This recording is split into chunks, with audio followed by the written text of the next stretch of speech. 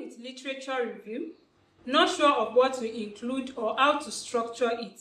Don't worry, I've got you. In this video, I'll walk you through step-by-step process of writing a solid literature review with examples to make it super clear. Stay with me. If you are new here, hit that subscribe button and turn on the notification bell so you don't miss out my research and academic writing tips. First, what is literature review?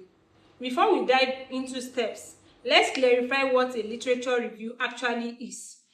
It is not just a summary of previous research. It is critical analysis of what has already been done in your field. You are looking for patterns, debates, gaps, and key theories related to your topic. For example, if you are researching the impact of food price on diet quality, your literature review should explore past studies on food price fluctuations, household nutrition, assessments of diet quality. Your job is to connect the dots between these studies, not just list them. Step to write a literature review. Alright, let's break it down into simple steps. The first step is to define your research scope. Ask yourself, what is the focus of my review? What time period and key concepts am I covering? This helps you to avoid going off point. Step 2. Find and analyze relevant sources.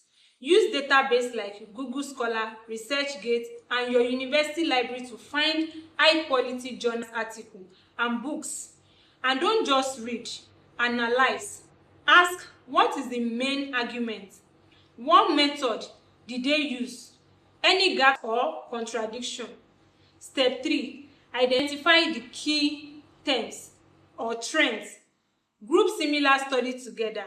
For example, if you are writing on climate change and agriculture, you might have themes like climate impact on crop yield, adaptation strategies, and policy responses. Step 4. Structure your literature review. Your literature review should be organized logically. Usually, it is one of these formats. Arrange study by time period, thematic, group by themes, methodological, group by research methods, theoretical, compare different theory. Example, let's say you are researching the effect of social media on students' academic performance. A thematic review might have sections like impact on concentration, use for academic research, and effects on mental health. Step 5. Write critically, not just summarize. Instead of just starting with a study says, analyze it, compare results, highlight the consequence of the finding, and show where the gaps are. Example, study A focused that social media increases academic engagement, but study B found it leads to procrastination. What does this contradiction tell us? What is the critical analysis you need? Common mistakes to avoid: summarizing without analyzing, citing outdated sources, poor structure and lack of flow, ignoring opposing views. Avoid these mistakes to make your literature review strong and impactful. And that is how to write a great literature review. Was this helpful? Drop me a yes in the comment section. And don't forget, subscribe for more research and academic writing tips. If you need help with your research, check out my other videos on thesis writing and research methodology. I will include the link in the caption.